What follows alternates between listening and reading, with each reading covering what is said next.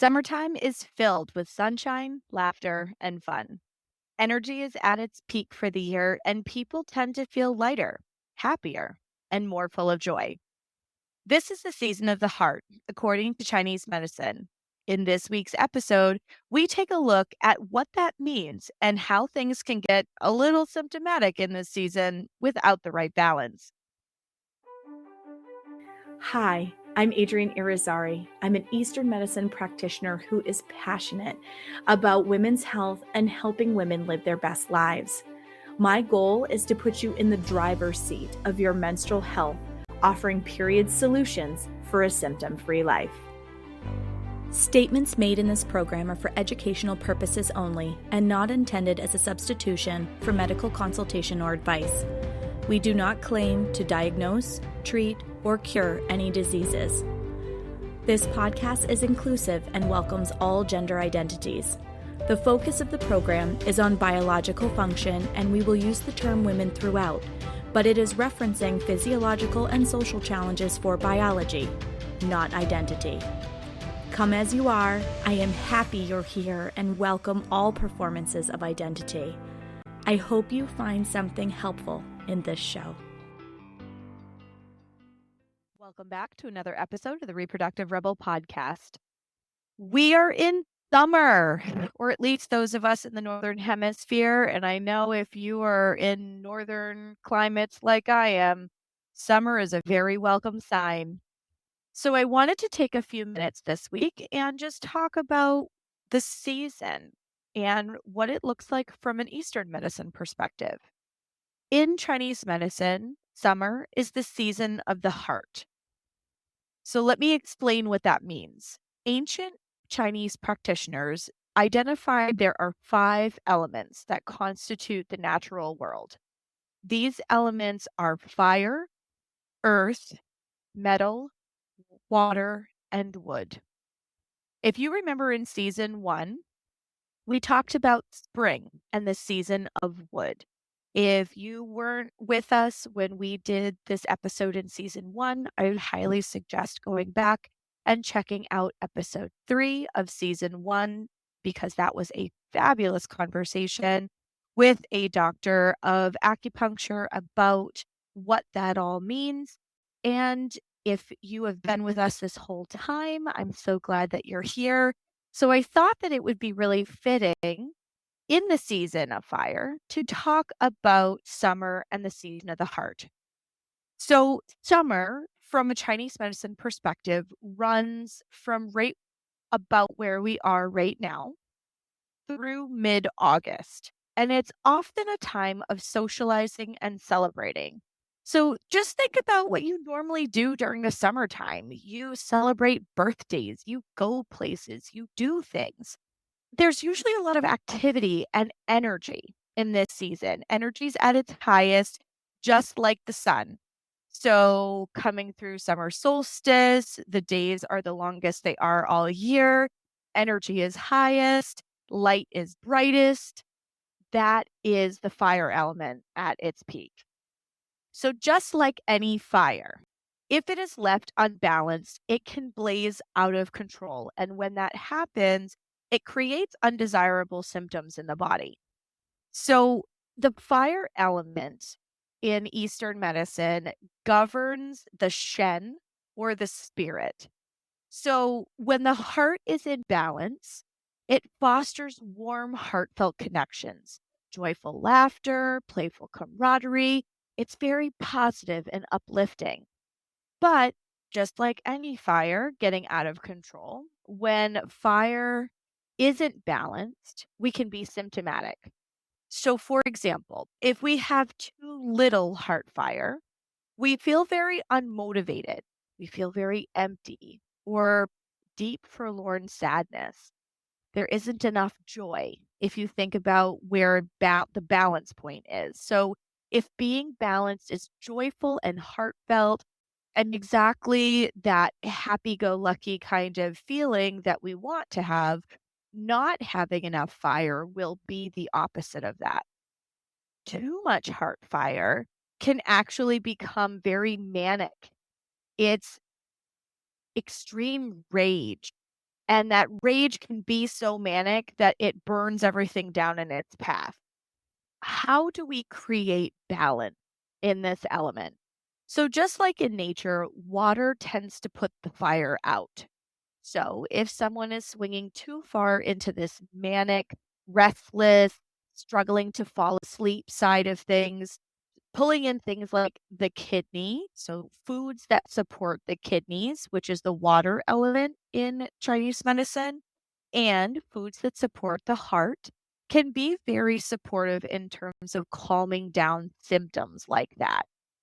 So, let me just take a second and spell out the nuance here. So, sleep problems are a chronic thing for a lot of people in general, but there is a difference from an East Asian medicine viewpoint. So, Chinese medicine, for example, looks at having a hard time falling asleep being more connected to the heart. And if you fall asleep okay, but you're waking, for example, at 1 and 3 in the morning, that's more of a liver thing. So that oftentimes we see that pick up a lot more in the springtime or in certain phases of a woman's life. That happens too. But as we're looking at this, the symptoms that tend to creep in the summertime is that falling asleep part. So you go to bed and you lay awake and you stare at the ceiling and you go, okay, anytime now. Is this sleep going to come? Oh, come on. And you get up and you change locations and you try to fall back asleep again. That is a kind of symptom that I would expect to see during the summer season. So let's go back to how we can support symptoms as they start to creep up during this season.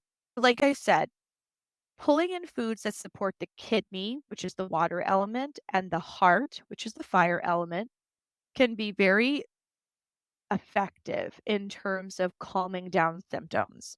So, the kinds of foods, for example, that would support the kidneys are black and blue. That's a really easy way to remember it. So, for example, things like blackberries or blueberries would be a great example of something that can be very supportive for the kidneys. Foods that support the heart are red. This can look like raspberries, strawberries, tomatoes, cherries, anything where the flesh of the fruit is red. Interesting how the foods that tend to be ripe in this summer season are the ones that really help with these types of symptoms manifesting. I just think back to when I was a kid in the middle of July, we used to go out and pick blackberries in my grandmother's backyard. And I always looked forward to the second week of July because that's exactly when we would be able to go out. And she had tons of blackberry bushes. They were little prickly buggers, but we would go out and with buckets and we would just pick the blackberries, but blackberries coming to their full ripened fruition in July is right in the season of the heart. So nature tends to give us what we need in the seasons that we need it in. If we look to the things that are seasonally ripe in the areas that we live in and we try to eat in that way, you're going to find there's a lot more balance in your body overall. So, other ways that we can support our body during this season is eating small cooked meals and drinking lots of water. So, the temperatures are warmer, making sure we're staying hydrated. And this small cooked meal idea keeps your digestive tract from being overstressed. You're getting chi from the foods that you're eating. They're small, they're easy to digest, so you can get all the good stuff from the meals that you're having, and you're not overstressing your system because you're giving your tummy the ability to digest everything. Things to avoid, okay?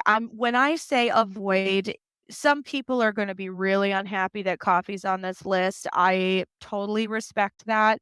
But what I'm saying is avoid it or definitely cut back on it.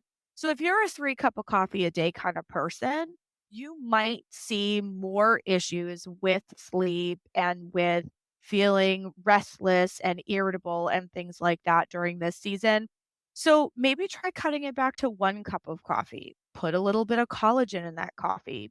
It will soften the way that it shows up in your system. The same thing is true for alcohol as well. We tend to, in the at least American culture, we tend to be like backyard beer and barbecue during this season. And a lot of times, beer or other alcoholic drinks are involved with that.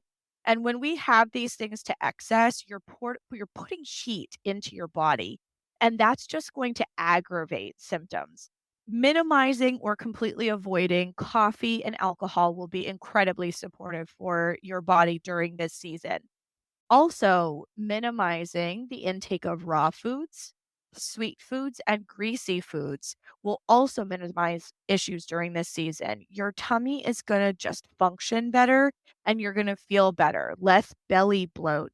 The less belly bloat you have, the better all of your digestive stuff is going to function. Your period is going to function better, and so on and so forth. So, these things are overarching good rules of thumb to keep in mind during this season to help create balance. So, also, just like in the spring, stress management is important. So, again, we have this tendency towards rage when things are out of balance, just like irritability and frustration and having tempers flare in the spring, that same kind of idea. It's being generated from a different place and from a different reason, but being able to manage your stress during this season is really important. So, here are just some quick tips and overarching ideas for the season of the heart in order to be able to support yourself in a meaningful way so that you don't find yourself being unable to enjoy all of the gifts that the summer season brings because you are having symptoms creep in that make you feel lousy. So, if you find this kind of information fascinating and want to learn more, feel free to check out our Body Wisdom membership. We take a deeper dive into topics just like this to help you create a meaningful change in your life. Thank you for joining me for another episode of Reproductive Rebel. Reproductive Rebel is recorded by certified peri-steam hydrotherapist, herbalist, sound healer, and Chinese nutritional therapist Adrienne Irizarry of Moon Essence LLC. If you are interested in setting up an appointment with Adrienne for one-on-one support, ordering from our store, or checking out our course offerings, visit our website at moonessence.life. Be sure to subscribe to our newsletter to get insider information on upcoming events and offerings. Join the conversation. Like us and follow Moon Essence Me on Instagram, Facebook, Twitter, or LinkedIn. Your voices make this program possible. Thank you all for your continued support.